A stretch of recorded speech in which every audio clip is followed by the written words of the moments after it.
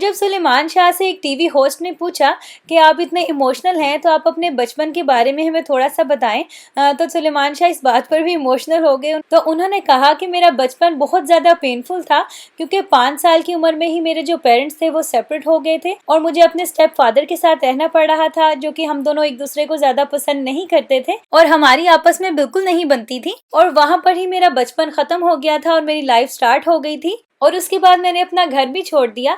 उस वक्त मेरी उम्र 14 साल थी। मैं स्कूल भी जाता था लेकिन मुझे अपना स्कूल भी छोड़ना पड़ा। और फिर मैं एक जगह गया, वहाँ पे ड्राइड टमेटो सेल होते थे, तो मैंने वहाँ पर सेलर्स की हेल्प करनी स्टार्ट कर दी ताकि मैं अपने एक्सपेंसेस के लिए कुछ पैसे कमा सकूं। उस जगह के पास एक सिनेमा था और उस सिनेमा के बाहर मैं शाम के वक्त ड्राई नट्स बेचा करता था।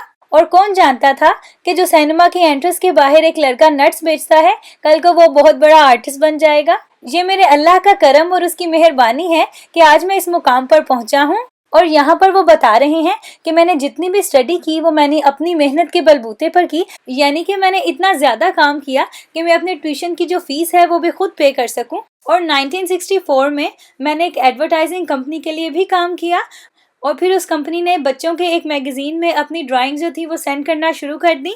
और कौन जानता था कि आज ये जगह सेंटर ऑफ आर्ट के नाम से जानी जाएगी। और उस कंपनी के लिए एज अ पेंटर मैंने 7 साल तक काम किया। और मुझे जो ड्राइंग के ऑर्डर आते थे उस काम को जारी रखने के लिए मुझे एक स्पेसिफिक बजट की ज़रूरत थी और मैं एक यंग टीनेजर वर्कर था। और अपनी ड्राइंग्स बनाने के लिए मुझे एक अच्छा सा मीडियम साइज स्टूडियो चाहिए था, लेकिन मेरे पास इतनी सहूलत मौजूद नहीं थी। और यहाँ तक कि जब मेरे डिज़ाइनर दोस्त अपनी फिल्म की लोकेशन पर जाते थे तो मैं सिसली में उनके फोटोग्राफी स्टूडियो में एज अ डिज़ाइनर जाता था। और मेरे भाई का भी स्टूडियो था, मैं वहाँ भी जाया करता था। मेरे बताने का यही मतलब है कि इसी तरह मैं सिनेमा में दिलचस्पी लेने लग गया था। एक दिन पुल के नीचे एक छोटा सा रेस्टोरेंट था और वहाँ हम महंगी जगहों के लिए डेकोरेशन भी डिजाइन करते थे। उस दिन हम लोगों ने काम लेट खत्म किया तो मैंने सोचा कि घर जाने से बेहतर है कि मैं यहीं रुक जाऊं और यहाँ जो फिल्म की शूटिंग हो रही है उसको देखूं, क्योंकि सिनेमा की तरफ मेरा रुझान बहुत ज्यादा था। तो हम वहाँ बैठकर शूटिंग देखने लग गए और बदकिस्मती से जो मूवी का हीरो था उसको स्विमिंग नहीं आती थी और उसको स्विमिंग ना आने की वजह से 2 डायरेक्टर्स के बीच में काफी बहस चल रही थी और डायरेक्टर्स इधर उधर देख रहे थे। तो हम 3 फ्रेंड्स सामने बैठे हुए थे।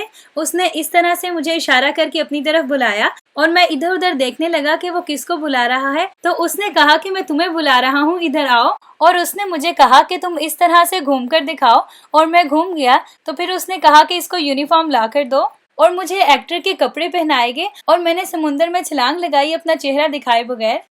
और ये बहुत ही अच्छा एक्सपीरियंस रहा और इस तरह से मैंने सिनेमा को स्टार्ट करते हुए हेलो कहा। और फिर उसके बाद मेरे भाई ने मुझे अपने ऑफिस में इनवाइट किया और बहुत से सिंपल रोल्स मुझे ऑफर किए जिनको मैंने परफॉर्म भी किया।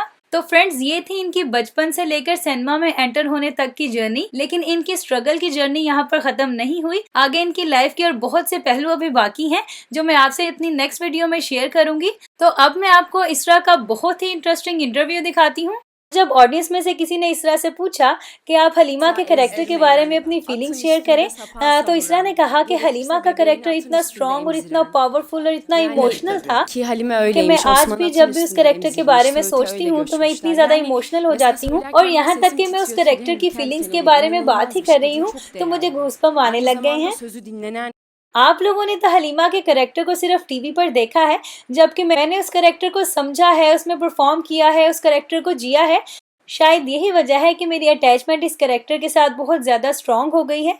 और मेरी माँ ने भी मुझे ये बात कही है कि जब तुम हलीमा का कैरेक्टर प्ले कर रही होती हो तो तुम्हारी आंखों में आर्थरुल के लिए जो फीलिंग्स और जो चमक होती है वो मैंने पहले कभी नहीं देखी। तो मैंने उनसे ये कहा था कि उस वक़्त मैं इसरा नहीं बल्कि हलीमा होती हूँ और वो मेरी फीलिंग्स नहीं बल्कि वो हलीमा की फीलिंग है आर्थरुल के लिए। आर्थरुल फेमस और सक्सेसफुल एक्टर तो हैं ही, उसके साथ ही साथ उनका जो परफ्यूम का ब्रांड है वो भी बहुत ज़्यादा फेमस होता जा रहा है। उनके ब्रांड का एक परफ्यूम है फर्स्ट इम्प्रेशन, जो कि बहुत ज़बरदस्त और बहुत फेमस होता जा रहा है और वो उसकी एडवर्टाइजिंग भी कर रहे हैं। I'm here because of tonight we have an exhibition to perfume called First Impression.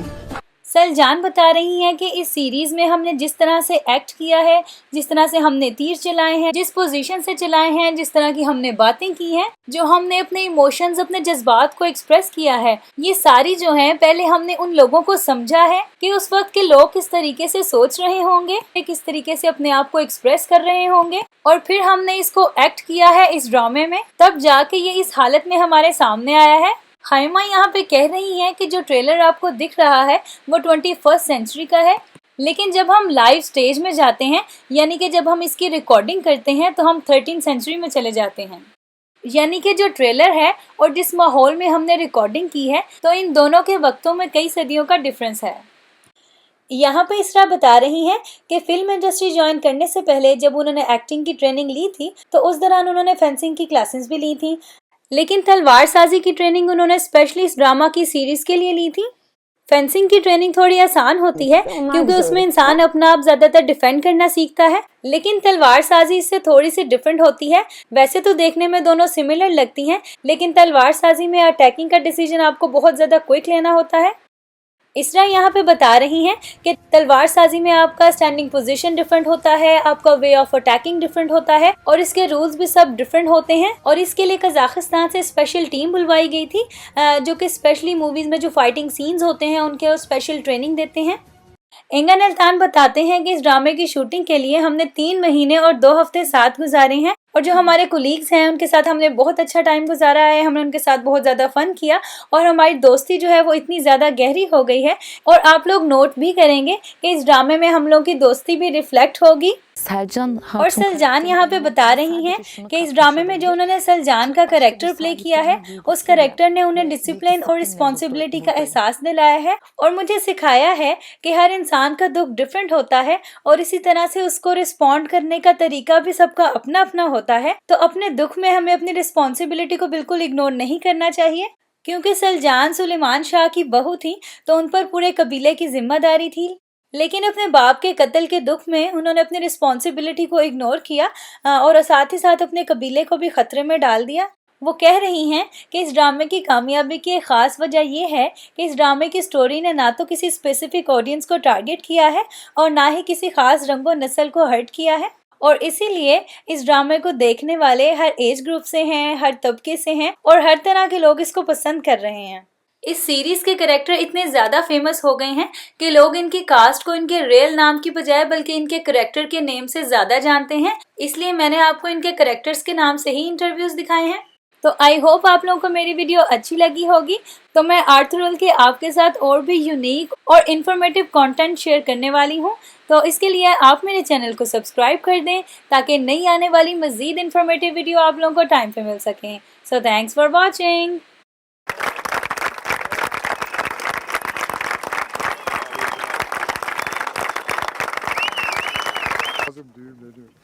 Açın biraz, geniş durun. Çök, in merdivenin altına. Uzun boylu.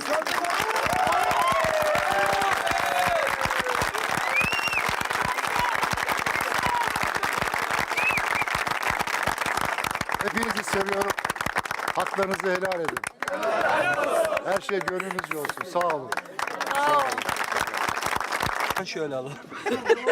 Tamam abi. Ya Allah, bismillah. Evet. Nereden?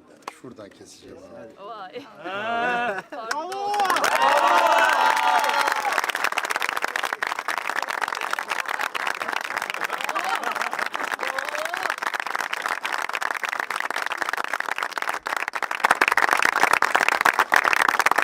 Selpak verin, kağıt ayırın şu. Üflemedin abi bunlar. Şunları da üfle abi. Tutamıyor. Üfle şunları. Bir kağıt verin. Nefes yok kızlar. üfleyeyim abi. Tutamıyor.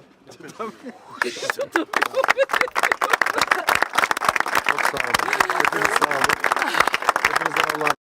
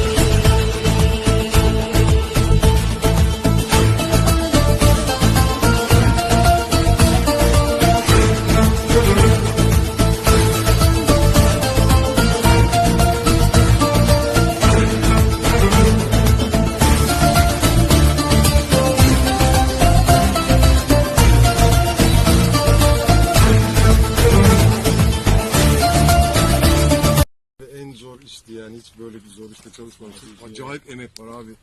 Vallahi herkesin eline sağlık. Buradaki herkes benim ustam. Çok samimi söylüyorum. Çok samimi söylüyorum abi. Herkesten herkese. Çok sağ olun. Çok teşekkür ederim.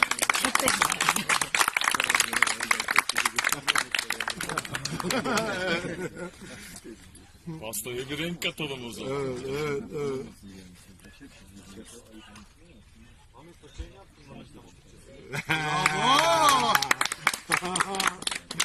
Çok teşekkür ederim. Hocam valla çok sağ olun. Çok isterim, çok isterim yani. Çok samimi söylüyorum, çok sağ olun. Ya hadi afiyet olsun, buyurun o zaman hep beraber. Hadi. Allah Ebru. Hadi. Ağzına iyice nasıl çekersin şu anda? Böyle ağzım sigara çeken var ya böyle ölmüş durumdayım. Şuursuz tarafından beyler.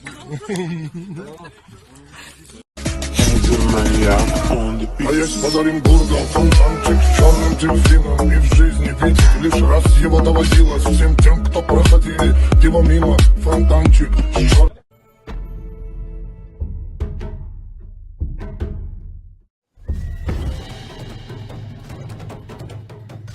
Thank you.